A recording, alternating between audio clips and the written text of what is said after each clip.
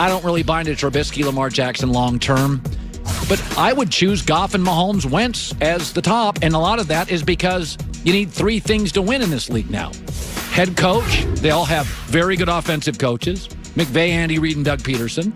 Good offensive line and weapons. They have that in L.A., Kansas City, and Philadelphia. And can you be a precision thrower? I think Goff, Mahomes, and Wentz have proven that. But over the next 10 years, if you're talking wins, and I had to make a bet, I think it's Goff and Mahomes. And I think they have the three components. Mahomes is going to get a lot more attention because he's more fun to watch. Just like Favre was a lot more fun to watch than Tom Brady, and still is. But don't kid yourself. Goff has all the traits and all the accessories and all the precision and all the weapons and all the money behind him with Stan Kroenke, the owner, and the genius head coach. Goff's going to be around for a long time, and this is not his last time in this situation.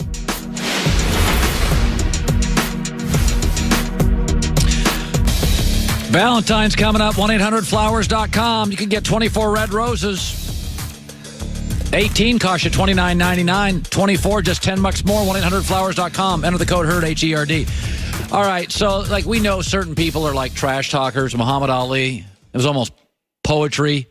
And Gary Payton is like the great trash talker. Michael Jordan.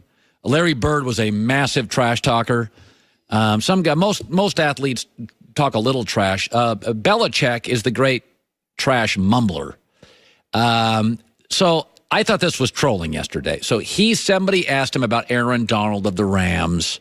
And remember who people consider the best football player ever. And when you look at all-time lists, Brady's number one. Lawrence Taylor, who Belichick coached, is somewhere in the top 10.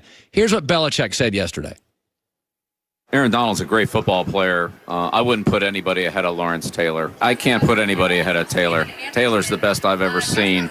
Certainly the best I've ever coached. And I just wouldn't put anybody ahead of him. Okay.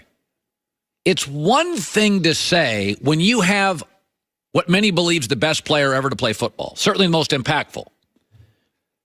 Lawrence Taylor is the best player I've ever had. But then to dig into it and go, certainly the best I've ever coached. Now, remember the word certainly. That's what we call in our business a trigger word.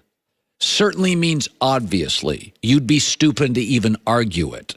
It's not even comparable. Certainly, if I said Harvard's the best Ivy League school, in my opinion. All right. If I said Harvard is certainly the number one Ivy League school, that's a shot at Yale and Princeton. That's personal. If I said with my wife present, man, that's the best lasagna I've ever had, that's a little dig. But if I said, it's certainly the best lasagna ever cooked for me, knowing she takes great pride in cooking, like Brady takes great pride in being great, that is trolling. That is, you could have just stopped best player I've ever had. Certainly the best player I've ever coached. Isn't that a little 4 days out from the Super Bowl? You don't think that's a little, this is what Belichick does. Remember Tom Brady's birthday? Tom's just a player. This is the psychology. Bill Parcells was great at this. Joe Torre was great at this. Phil Jackson was great at this. Nick Saban's great at this. Red Auerbach. You can go back to the great coaches of all time. Greg Popovich, getting everybody in his camp to believe it's a unit, take less money. Psychology is a huge part. I mean, go back to Vince Lombardi's quotes about football. When you're asking guys to run through a wall, 18 games, preseason, postseason, do your job, take a pay cut. Football's hard. Football practice is hard. You got to keep players motivated. I mean, this week, Belichick even trash mumbled Wade Phillips. Do you remember that? Remember that one? I've certainly changed a lot in the last 30 years, schematically. Wade really hasn't. I mean, he really hasn't.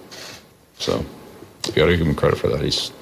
The system's lasted. I mean, really, this is part of his dad's system that he's developed and moved, adapted and developed there. And I think that's a real credit to what he put together 30 years ago.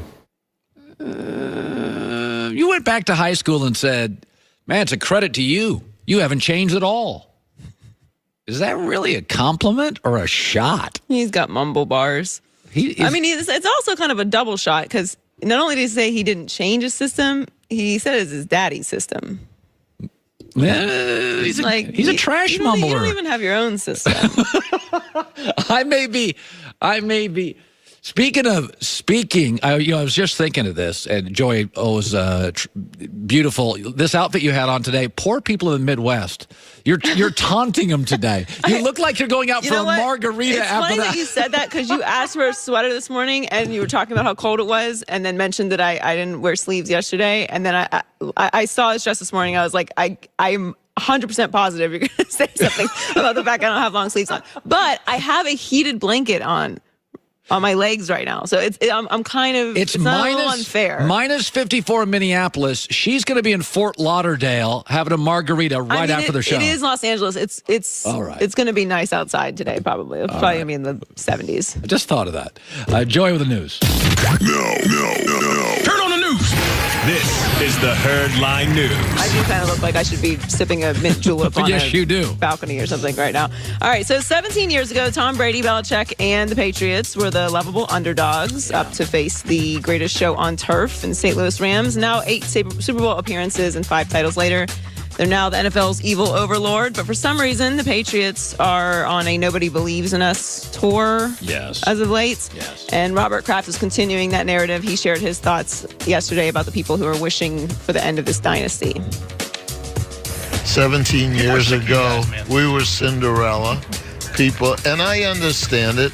And if I wasn't a fan of the Patriots, I'd feel the same way.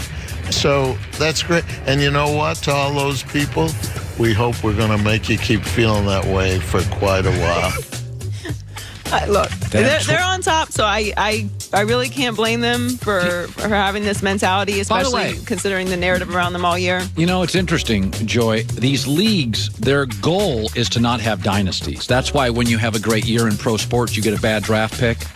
They have salary caps in the NBA, hockey, NFL. They don't want dynasties. We have an NBA dynasty. We have really an NFL dynasty. We have a college football dynasty. Serena and Federer were tennis dynasties. Sports, college football, college basketball. Duke got the 3 best players. Overwhelming favorite to win this year. It is remarkable in sports right now. And even in baseball, there's a real separation going on right now in baseball between like Yankees, Red Sox, Dodgers, Cubs, Astros, more money, more players. In my life, we've never had these concurrent dynasties. And there's a lot of different reasons for it. I don't want to bore people. I think some of it is millennials are not into the struggle. They want to join momentum. That's